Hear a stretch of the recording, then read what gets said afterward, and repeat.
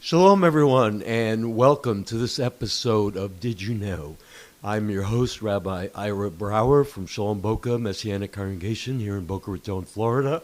I'm your co-host, Tristan Tice. So this morning, today we're going to be discussing something around the Apostle Paul, right? Yes. And so we have a couple questions that are frequently asked questions about the life of Paul. But first, you want to give a little overview of who he even is? Sure. So a lot of people don't realize that the person that we call Apostle Paul was Jewish. And not only was he Jewish, but he was a very devout rabbi, a very esteemed rabbi, before he came to know Yeshua, know Jesus. And he definitely was, never stopped being Jewish. And ironically was called to be a light to the Gentiles. Yes. Which to me always kind of reflects God's sense of humor in a way. That here's the most devout Jew, perhaps, that we read about in the New Testament.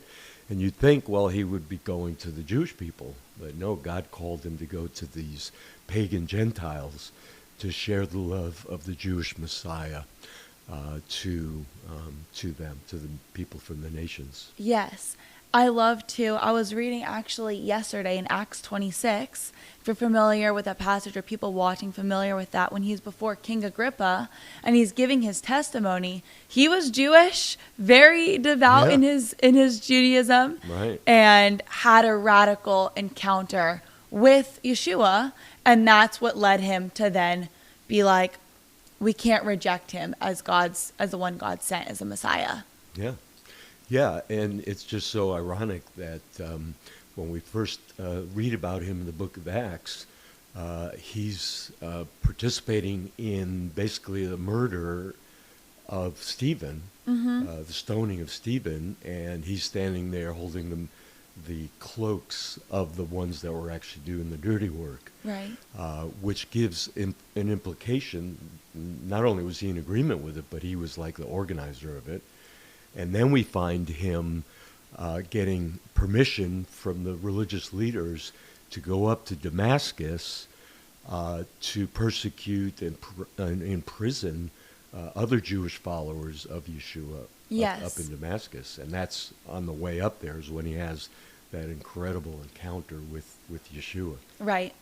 And so the first question is, how do you view Paul's role as both a Pharisee and an apostle to the Gentiles in bridging Jewish and Gentile believers? Yeah, that's a really great question. So most people know that the Pharisees were the religious leaders in the first century, in Yeshua's time. And a lot of times they get a bad rap, right? Because they came against Yeshua. But really, in a lot of ways, the Pharisees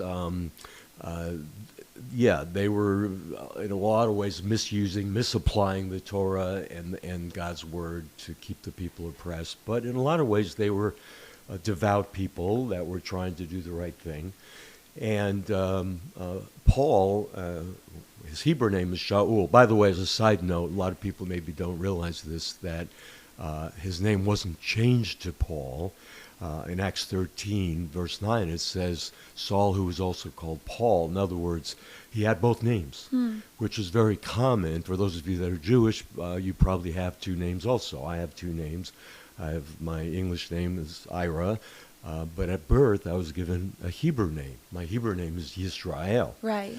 And most Jewish people that Me were... too. And you have a Hebrew name? What's your Hebrew name? Frida. Frida? Yeah. Okay. And so it's true for most Jewish people, except for those born in Israel, they would just have one Hebrew name. That would be their name, right? Yeah. Makes sense, right? Because Hebrew is the language. So Paul, having been born outside of Israel, his Hebrew name was Shaul, which is transliterated as Saul in the Bible. But his Greek name was Paul. Okay. So in the Greek world, he was known as Paul. But in Jewish circles, he would have been known as Shaul or Saul. Got you. Okay. And so do you think that So- Paul helped to connect the Jews and the Gentiles? So just to follow up to the question, and that is, so as a Pharisee, that was his thing, and he was very highly esteemed, and was persecuting the believers, had this encounter on the road to Damascus, on the way to persecute the believers, where Yeshua appears to him and calls him to be a light to the Gentiles. Right. So from that moment on, he's going to the Gentiles. But it's interesting, if you read the book of Acts, every place he went, every city in his journeys, he always went into the synagogue first to preach to his people, his own people, the Jewish people. Yeah. And he preached from the prophets, from the Hebrew scriptures to them to show how Yeshua fulfilled all of the prophecies of who the Messiah would be. Okay. Right? So in that sense, he did bridge a gap, but it was deeper than that in the sense that he understood God's priority, and evidence of that is Romans 1:16, right? I'm not Yes. ashamed of the gospel, for it is the power of God unto salvation to all who believe, to the Jew first, Yes, and and then then to the Gentile. Right? So he knew God's priority. Why? Because of the covenant that God made back with Abraham and through the whole Hebrew Right. scriptures, to the Jew first, that Israel was to be a light to the nations, that Israel was to bring forth that knowledge of the one true God to all the nations. And so in Yeshua, that promise is fulfilled in the way that was meant to go out to the Gentiles as well. But Israel had to receive him first. And of course, many did, but the religious leaders are the ones that rejected this messiahship, his claim to be the Messiah. right. Right. So back to Apostle Paul, right? Yes. Yeah. So he went out and preached the gospel to the Gentiles, but he went to Israel first, to the Jewish people first.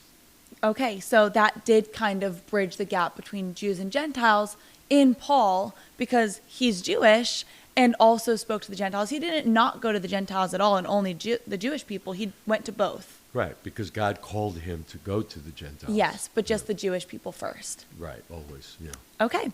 Second question. What is your perspective on Paul's writings about the Torah, particularly in passages like Romans 3:31, if we want to read that passage, Yeah, and Galatians 3:24?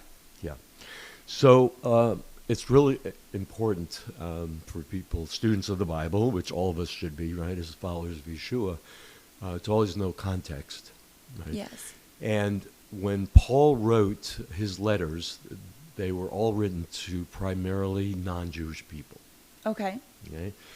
And so when he wrote to the non-Jewish people, in some cases they were confused about the role of the Torah. When we talk about the Torah, we're talking about the 5 books of Moses, right? That was given to Israel. And in some cases, there were Gentiles who took the law and made it a legalistic application. Okay. So Paul didn't abolish the law. In fact, in Romans, he talks about how the law is holy and just and good, talking about the Torah. But it's the misapplication of the Torah that he came against, oftentimes. In Galatians, in other parts of his letters. And that's really what it was. Because the whole Torah points to Yeshua. And so without the understanding of Yeshua being the epitome of Torah, the fulfillment of the Torah, then we miss the point of it altogether. Right. And I think that's what Paul's teaching was about in those passages. Yes. Could we really quickly read Romans 3, verse 31? Sure.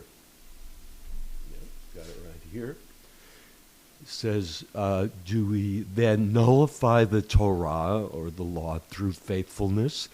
May it never be. On the contrary, we uphold the Torah. Right. Yeah. So again, oftentimes where people get confused is the misapplying what the Torah was meant to be. So it wasn't meant to be a list of rules of do's and don'ts, although it would seem that way.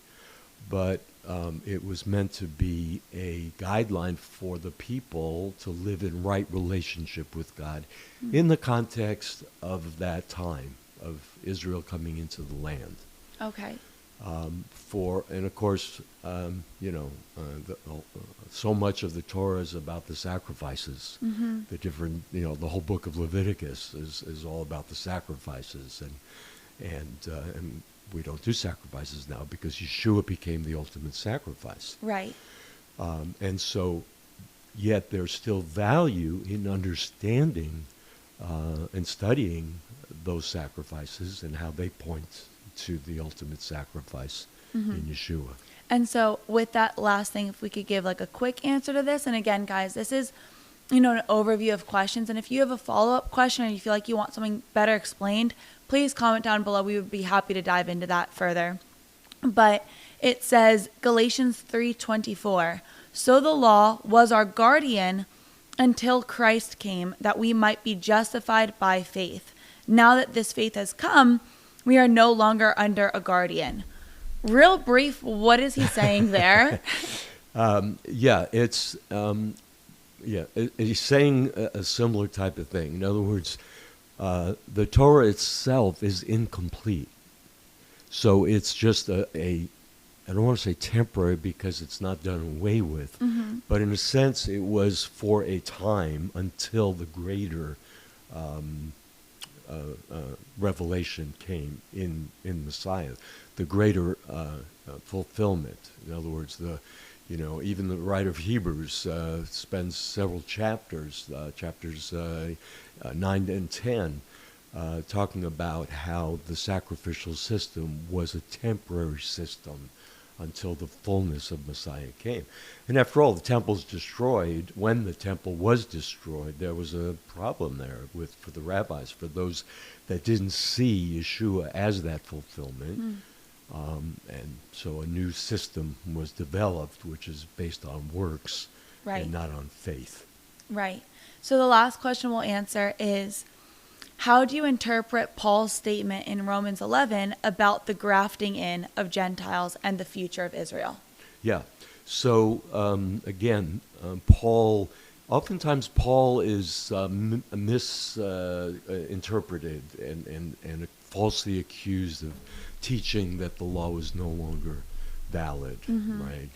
And there's a whole scenario in the book of Acts, maybe we can talk about it another time, where he comes back to Jerusalem, and the apostles there were concerned for people, for the accusation that had been made against Paul, that he was teaching Jewish followers of Yeshua that they no longer had to keep the law of Moses, circumcise their sons, observe Shabbat, and so on. And they tell him to go take this vow and go into the temple to prove that there's nothing to these accusations. So Paul never taught that Jews that followed Yeshua were no longer, to follow Torah, follow the circumcision, the law, and so on. It's just that it wasn't the means of salvation. Right. It's part of who Israel was called to be to show forth God's faithfulness. And so the grafting in aspect is to show that Gentiles are grafted into that olive tree who is Israel. Yeah. And not the other way around. And even though Israel was in unbelief, although there were always believers, Jewish believers in Yeshua, and of course today the Messianic movement is evidence of that. But even in Paul's day, there were many thousands and thousands of Jews who believed. But of course, there were many who didn't believe, and those were the branches that were broken off. Yeah. But yet the wild branches were the Gentiles that were grafted into that tree. And what does that mean practically speaking? And maybe we can finish up with this part. And that is that Gentiles should understand that they, through grace, have been brought into a tree that is a Jewish tree, so to speak, right? It's the olive tree. It's Israel. The promise that God made to Israel. Now Gentiles get the benefit of that. Yes. Guys, we hope that this helped to answer some of your questions. And again, super brief overview of some of these things and these concepts. But we would be happy to dive in deeper to answer further. So please comment things down below or other questions that arise. And I think we answer them as thoroughly as possible in the time, Yeah. we can. Yeah, we would encourage you to post questions if you have questions related to this issue or anything related to Paul and his interaction with both Yeah. Jews and Gentiles. Or honestly, I'm thinking about it too. If you're Jewish watching this right now and you have points of contention with Paul or things that make you feel upset or like, well, Paul was, crazy and I've heard theories like Paul was on drugs, like some crazy things. So if you have contentions or things you want to talk through or comment, we welcome that as well, and we could address those too. Yep. But yeah, like, comment, subscribe, share, and we will see you next week. Bye.